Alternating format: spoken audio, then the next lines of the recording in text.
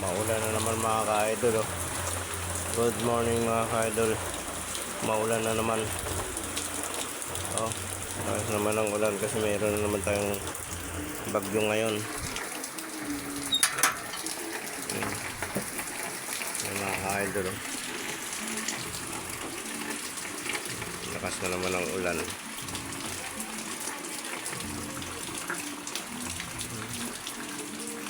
Sana wag na lumakas mga ka-idol ang bagyo na yan para hindi na tayo mapinsala pa. Grabe na naman.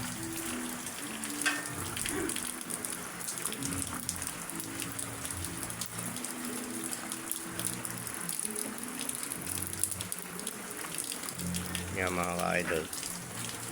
Kaya panahon yun, konting ingat, mag-iingat. Kasi ang natitirang bagyo na yan na darating, puro malalakas yan. Lalo ngayong panahon ngayon, La Nina. Kaya kailangan natin mag-iingat. Kaya mga ka-idol, lakas na naman ang ulan.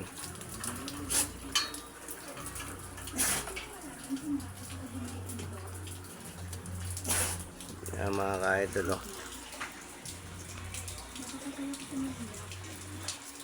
mga nilabang ko kahapon, dami.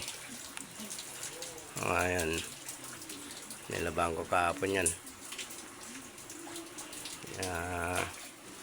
Ito mga ka-idol,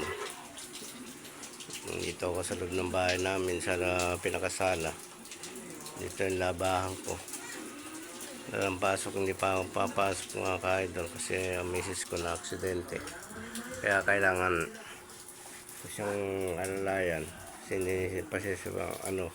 Kasi yung kamay niya may crack yung buto niya. Ayaw naman niya ipasiminto. Ipapahilot na lang daw. Hindi pa makaporma mga idol. Wala pa tayong budget. Pa ako sa mag-ipon-ipon pa. Ang hirap sa jobless. Ayan mga ka-idol, ayan, tumila na. Tumila-tila na. Tumila-tila na siya mga ka-idol.